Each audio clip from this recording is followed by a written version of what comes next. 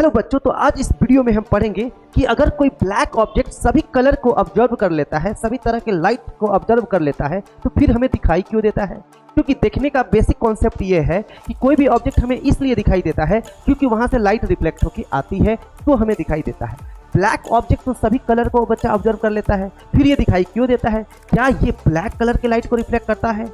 तो चलिए इस सभी क्वेश्चंस का आंसर इस वीडियो में हम जानते हैं, डिटेल में देखते हैं कि कैसे क्या होता है। तो थोड़ा सा मैं पीछे अगर जाऊं, आपने पढ़ा क्या है बच्चा कि व्हाइट ऑब्जेक्ट व्हाइट इसलिए दिखता है क्योंकि ये सभी तरह के लाइट को क्या कर देता है, रिफ्लेक्ट कर देता है।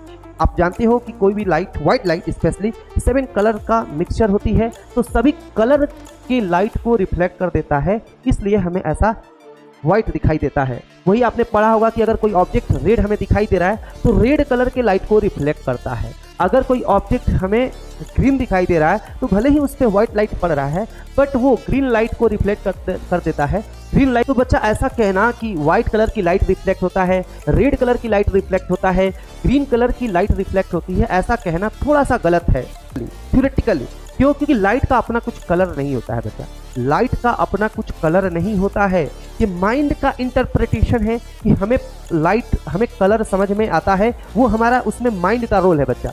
क्योंकि देखो लाइट में एक्चुअली लाइट एक तरह की वेव है, इलेक्ट्रोमैग्नेटिक्स वेव है, और वेव में बच्चा कैरेक्टरिस्टिक्स होता है जैसे कि एम्पलीट्यूड, फ्रीक्वेंसी और वेवलेंथ। ये जो कैरेक्टरिस्टिक्स है ये बच्चा वेव की कैरेक्टरिस्टिक है। क्योंकि लाइट भी एक इलेक्ट्रोमैग्नेटिक्स वेव से है तो इसमें भी ये सारा कैरेक्टरिस्टिक होता है।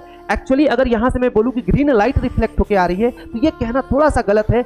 हम यहाँ पे ये कह रहे हैं कि यहाँ पे जो लाइट रिफ्लेक्ट होकर आ रही है, रेड लाइट रिफ्लेक्ट होकर आ रही है, तो ये थोड़ा कहना गलत है। इसलिए कहना गलत है क्योंकि लाइट का अपना कलर नहीं होता है। एक्चुअली लाइट जब स्पेसिफिक रेंज में किसी भी लाइट एनर्जी का जो वेवलेंथ होता है, जब एक स्पेसिफिक रेंज में होता है तो हमारे दिमाग में ना उस तरह का सेंसेशन क्रिएट होता है कि वो हमें रेड दिखाई देता है। रेड दिखाई देना, ब्लू दिखाई देना, ग्रीन दिखाई देना, it is a biological process.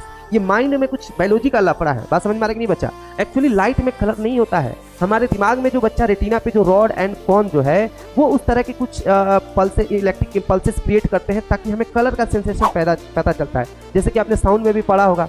Sound में आपने क्या पढ़ा है बच्चा कि जैसे कि जो साउंड वेव होता है जब उसकी फ्रीक्वेंसी बहुत हाई होता है तो साउंड का जो दिमाग का, मतलब ऐसे समझो कि किसी भी साउंड का जब फ्रीक्वेंसी बहुत ज़्यादा हाई होता है तो वो हमारे दिमाग को कैसे समझ में आएगा।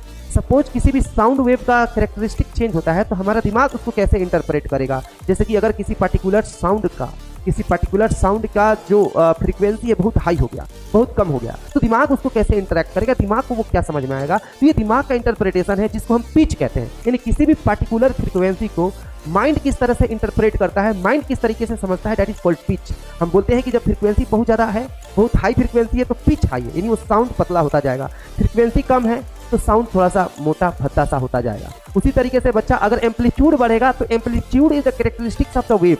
अगर एम्पलीट्यूड बढ़ेगा तो माइंड उसको ज़्यादा लाउड समझेगा, उस साउंड को ज़्यादा लाउड समझेगा। उसी तरीके से अगर एम्पलीट्यूड कम है तो माइंड उस साउंड को थोड़ा सा कम लाउड समझेगा। बात समझ में आ रहा कि नहीं आ रहा। उसी तरीके से लाइट का जो बच्चा, लाइट की बात करें, लाइट एक इलेक्ट्रोमैग्नेटिक्स वेव है। इसमें ना अलग अलग वेवलेंथ वाली लाइट्स होती है और लाइट का बोले तो अपना खुद का कलर नहीं होता है। पर्टिकुलर वेवलेंथ वाली लाइट जब ब्रेन में जाती है तो कुछ बायोलॉजिकल प्रोसेस होता है जिससे कि कलर सेंसेशन का पता चलता है। यानी अलग अलग वेवलेंथ को हमारा दिमाग अलग अलग तरीके से इंटरप्रेट करता है, अलग अलग वेवलेंथ को हमारा माइंड अलग अलग तरीके से इंटरप्रेट करता है। कैसे इंटरप्रेट करता है? तो कलर के टर्म्स में। जैसे कि साउंड में बच्चा फ्रीक्वेंसी को पिच के टर्म्स में इंटरप्रेट करता है। यहाँ पे अलग अलग वेवलेंथ वाली जब लाइट हमारे ब्रेन में, इलेक्ट्रोमैग्नेटिक्स वेव्स हमारे ब्रेन में आएगी तो हमारे ब्रेन उसको अलग अलग कलर के टर्म्स में क्या करता है, इंटरप्रेट करता है।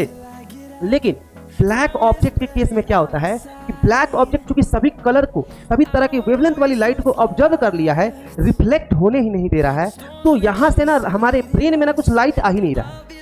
यानी जो भी चीज़ हमें ब्लैक डार्क दिखता है तो वहाँ से कुछ ब्रेन में लाइट आ ही नहीं रहा है। अब जब ब्रेन में जब लाइट नहीं आता है ना तो उसको डार्क या ब्लैक दिखाता है। एक्चुअली ब्लैक कलर यहाँ से रिफ्लेक्ट होके नहीं आ रहा है, ब्लैक लाइट कुछ नहीं होता है। जैसे कि आपने देखा होगा कि जब अंधेरा होता है तो हमें डार्क सा दिखना शुरू हो जाता है। तो वो डार्क इसलिए दिखना शुरू हो जाता है क्योंकि अब लाइट आ नहीं रहा है। तो जब ब्रेन में बच्चा लाइट आता नहीं है तो ब्रेन उसको डार्क या ब्लैक जैसा इंटरप्रेट करता है।